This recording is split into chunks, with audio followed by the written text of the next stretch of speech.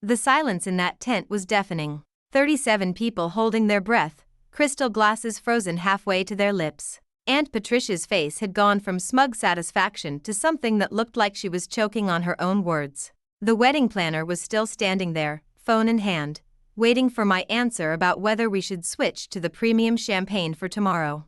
"Miss Chen," he said again, because I hadn't responded. "Should I tell the caterers to proceed with your original specifications?" I looked at Patricia, then at my cousin Emma in her rehearsal dress, then at all those faces staring at me like I'd just pulled off a magic trick. The thing is, I hadn't done anything except exist in my own life. Hi, I'm Jenna. And this is the story of how my family learned that the quiet one at the table might just be the one writing the checks. The Ritz-Carlton's garden terrace was exactly what Emma had dreamed of since we were 12, white roses climbing up marble columns, string lights that looked like captured stars, and a view of the city that made you feel like you were floating above all the ordinary people down there living their ordinary lives.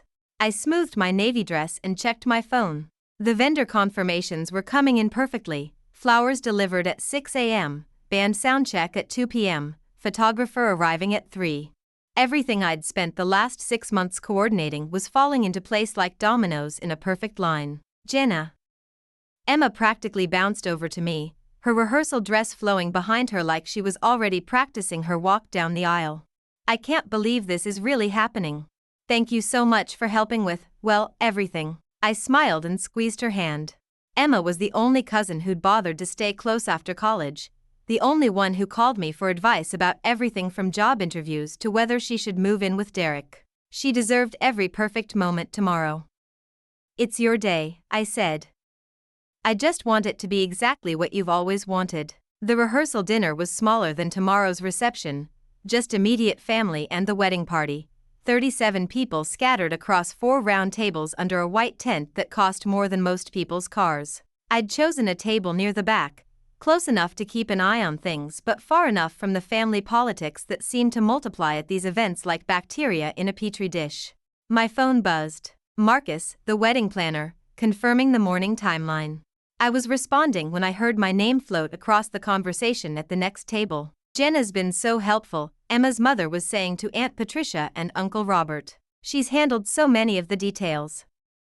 Well, someone had to. Aunt Patricia's voice carried that particular tone she'd perfected over 48 years, the one that managed to sound supportive while actually being dismissive. Though I do worry she's getting a bit carried away with it all.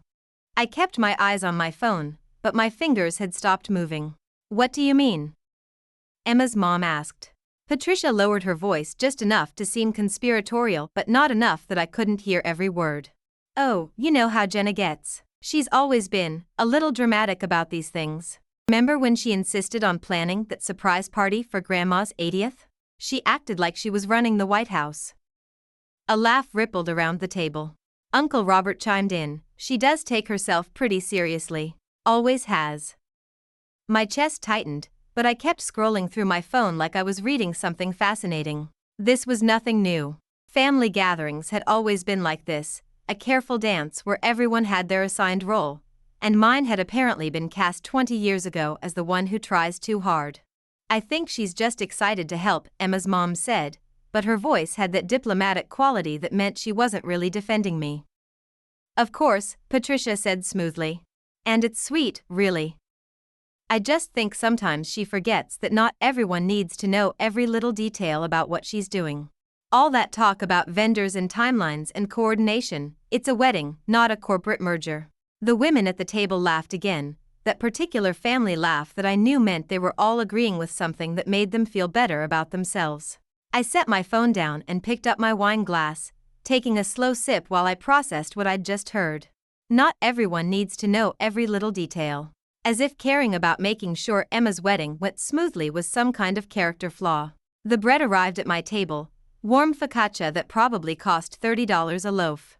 I broke off a piece and chewed slowly, tasting exactly nothing.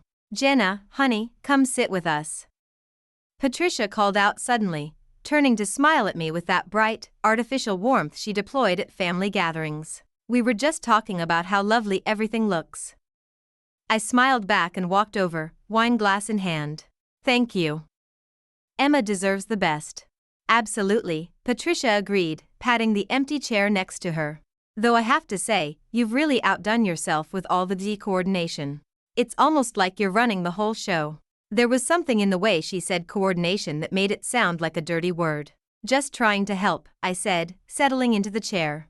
Of course you are, Patricia continued, her voice getting that edge it always got when she was about to make a point. But, sweetheart, sometimes I think you get a little carried away. All this talk about vendors and schedules and budgets, it's almost like you think you're in charge of everything. The conversation at the table had quieted. I could feel Emma's mom shifting uncomfortably, Uncle Robert studying his salmon like it might reveal the secrets of the universe. I just want tomorrow to be perfect for Emma, I said carefully. Patricia leaned forward slightly, her smile growing sharper. And it will be. But maybe you could tone down the whole, I don't know, boss lady routine? It's a family celebration, not a business meeting. Stop pretending you're so important. The words hit like a slap. Around the table, forks paused midway to mouths. Someone cleared their throat. Emma, 3 tables away, was laughing at something Derek had said, completely oblivious to the small cruelty happening in her honor. I looked at Patricia's face, the satisfied smile, the way her eyes glittered with the pleasure of putting someone in their place. The same expression she'd worn when I was 16 and announced I was applying to business schools, when I was 25 and got promoted to regional manager, when I bought my condo and she made that comment about young people living beyond their means. Stop pretending you're so important. I took another sip of wine, set the glass down gently, and smiled. You're absolutely right, I said. I should probably step back and let someone else handle the details. Patricia beamed, clearly delighted that her little lesson had been so well received. That's when my phone rang, and Marcus Chen's name lit up the screen. Excuse me, I said, standing up. I should take this. But as I lifted the phone to my ear, Patricia reached out and grabbed my wrist. Actually, she said, her voice carrying across the tent, why don't you just let it go to voicemail? We're trying to have a family dinner here. The wedding planner can handle whatever crisis he thinks he has. The entire tent had gone quiet now. 37 people suddenly very interested in our little corner of the family drama.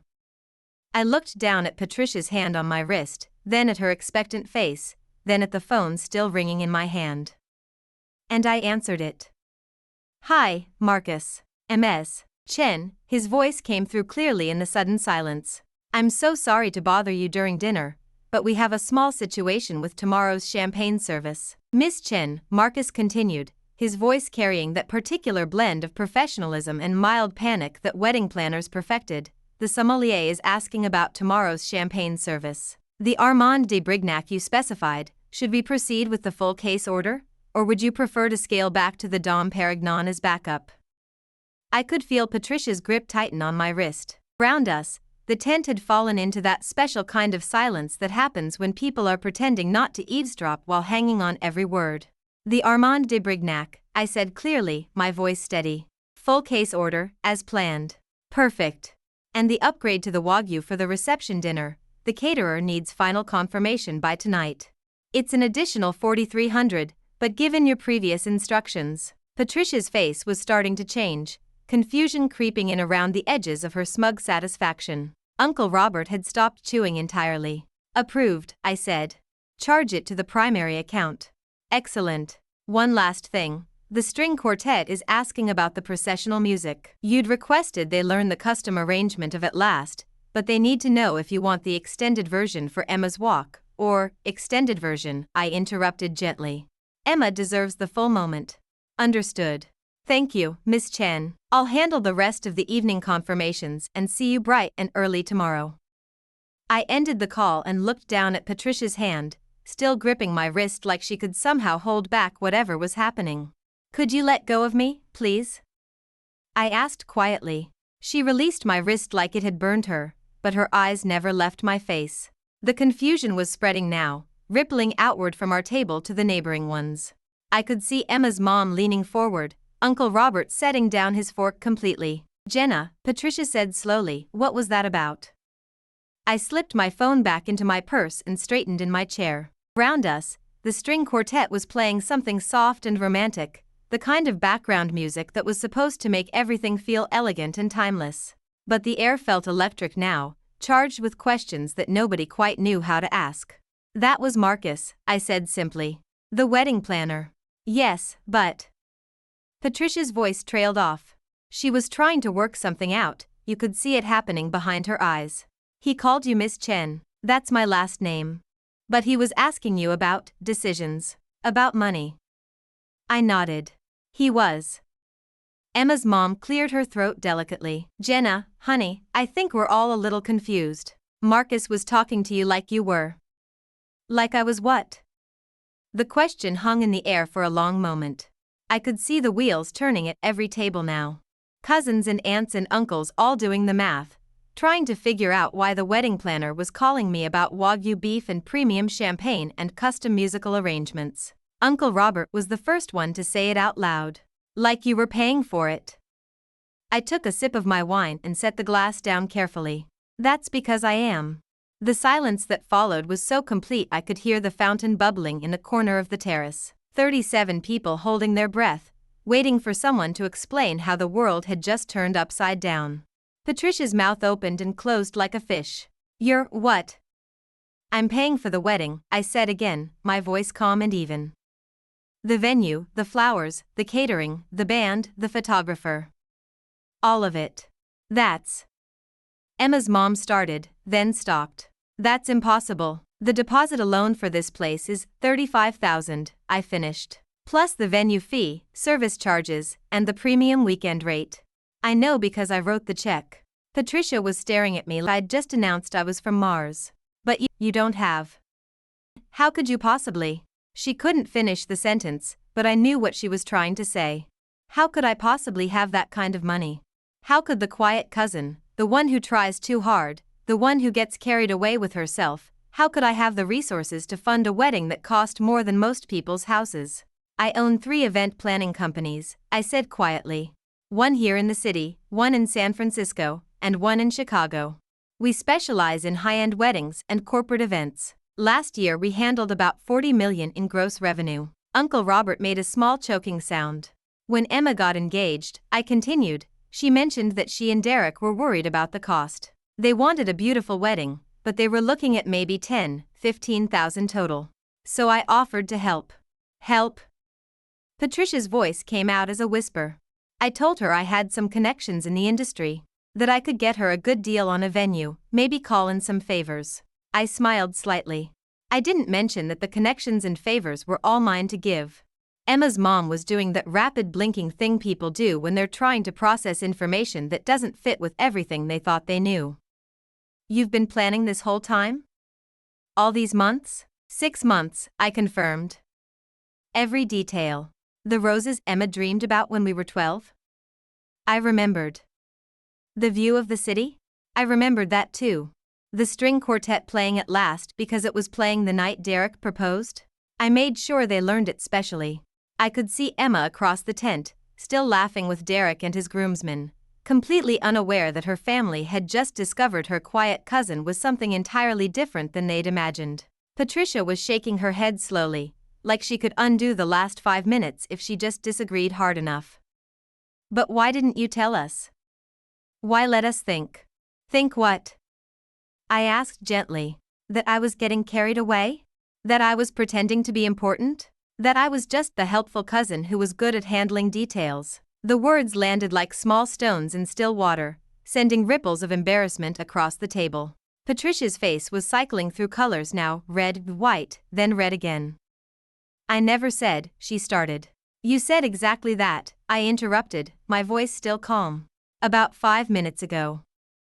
In front of everyone. The silence stretched out again. Someone at the next table coughed. A waiter glided by with a tray of empty glasses, pretending not to notice the family drama unfolding in his peripheral vision. That's when I heard my name being called from across the tent, bright and happy and completely oblivious. Jenna. Come here.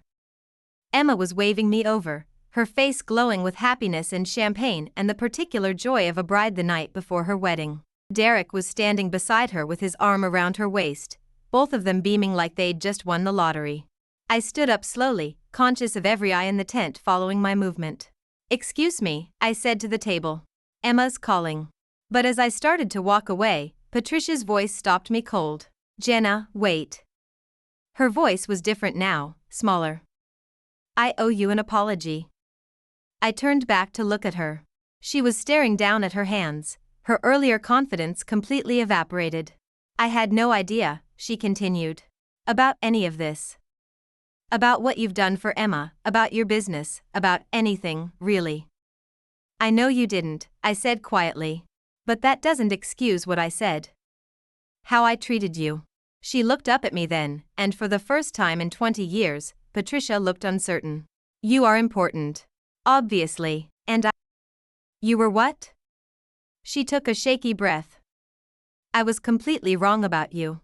I nodded once, accepting the apology without making a big show of it. Because this wasn't really about Patricia anymore. This was about Emma, and tomorrow, and the fact that sometimes the people who love you most see you the least clearly. Jenna. Emma called again, more insistently this time. Get over here. Derek's about to tell the story about the proposal, and you have to hear this. I smiled at Patricia, a real smile this time. We'll talk more later. Right now, I have a bride to celebrate. But as I walked across the tent toward Emma's glowing face, I heard Patricia's voice one more time, quiet enough that only the people at our table could hear. $40 million, she said, like she was testing the words. Our Jenna. $40 million. And I realized that for the first time in my life, Patricia had called me our Jenna instead of just Jenna. The night was just getting started. The morning sun streamed through the floor-to-ceiling windows of the bridal suite, turning everything golden. Emma sat in front of the antique vanity while the makeup artist worked her magic, transforming my cousin into something that looked like it belonged in a fairy tale. I still can't believe it, Emma said for the 10th time in an hour, catching my eye in the mirror. All this time, you were. How did I not know? Every white rose was perfect, every chair aligned exactly as I'd specified. In 2 hours, Emma would walk down that aisle to become Mrs. Derek Martinez, and everything would be exactly as she'd dreamed it. You weren't supposed to know, I said, turning away from the window. That was the whole point. But why? Emma's voice carried that particular mix of gratitude and confusion that had been following me around since last night. Why hide it? Why not just tell me from the beginning? I walked over and perched on the edge of the vanity bench, careful not to disturb the makeup artist's work. Because if I'd told you, what would you have said? Emma was quiet for a moment, thinking. I would have said no. Exactly. You would have said it was too much, that you couldn't accept it, that you'd find another way.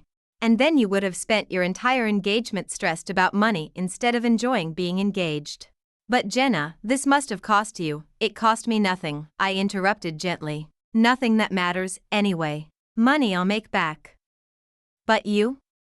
You only get one wedding day. One chance to have everything exactly the way you've always wanted it. The makeup artist stepped back to check her work, and I had to catch my breath. Emma looked radiant, luminous in a way that had nothing to do with the professional makeup and everything to do with pure joy. You look incredible, I said, and meant it. I feel incredible. Emma turned in her chair to face me directly. But I also feel like I need to say something. Emma, you don't. Yes, I do. Her voice was firm now, the voice she used when she'd made up her mind about something and wasn't going to be talked out of it. All these months, I've been complaining to you about family stuff. About how Aunt Patricia always makes me feel small, about how Uncle Robert never takes me seriously, about how everyone treats me like I'm still 12 years old. I nodded. I remembered those conversations well. And the whole time, Emma continued, they were doing the same thing to you. Worse, probably. And I never stood up for you. I never told them to stop. Emma, no, let me finish. She reached out and took my hand. You've always been the one who had my back. In college when I was failing chemistry, you tutored me every night for 3 weeks. When I got my heartbroken junior year, you drove 4 hours just to bring me ice cream and let me cry on your couch. When I was scared about the job interview at Morrison & Associates, you spent an entire weekend helping me practice. Her eyes were getting bright with tears, and the makeup artist made a small worried sound. You've been taking care of me for 15 years, Emma said. And I never realized that all this time, nobody was taking care of you. The words hit harder than I'd expected. I felt something in my chest tighten, a knot of emotion I'd been carrying for so long I'd forgotten it was there. I take care of myself, I said quietly. I know you do. That's exactly my point. Emma squeezed my hand. You shouldn't have to be the only one. Before I could respond, there was a soft knock on the door. Emma's mom peeked her head in, her face lighting up when she saw Emma in her full bridal glory. Oh, sweetheart, she breathed, stepping into the room. You look absolutely perfect. Behind her came Patricia, moving more carefully, like she wasn't entirely sure of her welcome. She'd barely spoken to me since last night, beyond a quiet good morning when she'd arrived at the hotel an hour earlier. Emma, you're stunning, Patricia said, but her eyes kept darting to me. Absolutely stunning. Thank you. Emma stood up, the silk of her dress rustling as she moved. But before we do anything else, there's something I need to say. Emma's mom looked confused. What do you mean, honey? I mean that I've been thinking about last night. About what happened at dinner. Emma's voice was clear and strong. About the way Jenna was treated. The room went very quiet. Patricia's face flushed, and Emma's mom suddenly became very interested in adjusting the flowers in the bouquet. Emma, Patricia started, we don't need to. Yes, we do. Emma turned to face her aunt directly. Jenna has given me the most beautiful wedding I could have ever imagined. She's spent 6 months planning every detail, coordinating with vendors, making sure everything is perfect. She's spent what I now know is an enormous amount of money to make my dreams come true. Patricia nodded slowly, her earlier defensiveness replaced by something that looked like shame. And your response, Emma continued, was to tell her to stop pretending she was important. The words hung in the air like a challenge. I started to speak, to deflect somehow, but Emma held up a hand. I'm not finished. She looked around the room, meeting each person's eyes in turn. Jenna is the most successful person in our family. She's also the kindest, the most generous, and the most loyal. And for reasons I will never understand, she's also the one we've all consistently underestimated and undervalued. Emma's mom was looking down at her hands now, clearly uncomfortable. That changes today, Emma said firmly. Right now. Because I won't have anyone at my wedding who can't treat Jenna with the respect she deserves. The silence that followed was electric. I could hear my own heartbeat, could feel the weight of 30 years of family dynamics shifting in real time. Patricia was the first to speak, her voice barely above a whisper. You're absolutely right. She turned to me, and I saw something in her face I'd never seen before. Genuine regret. Jenna, I owe you more than an apology. I owe you, honestly, I owe you an explanation. For last night, but also for years of treating you like you were less than you are. I opened my mouth to say something gracious, something that would smooth over the awkwardness and let us all move on. But Patricia shook her head. Please. Let me say this. She took a shaky breath. The truth is, you've always intimidated me. Even when you were little, you had this certainty about yourself, this quiet confidence that made me feel somehow diminished.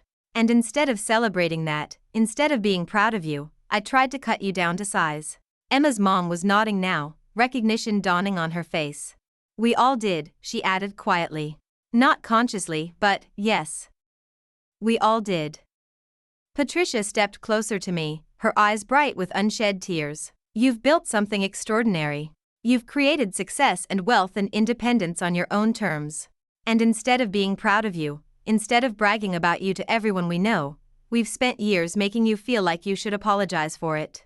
She reached out tentatively, and I let her take my hands. That was wrong, she said simply. We were wrong. And I am so sorry.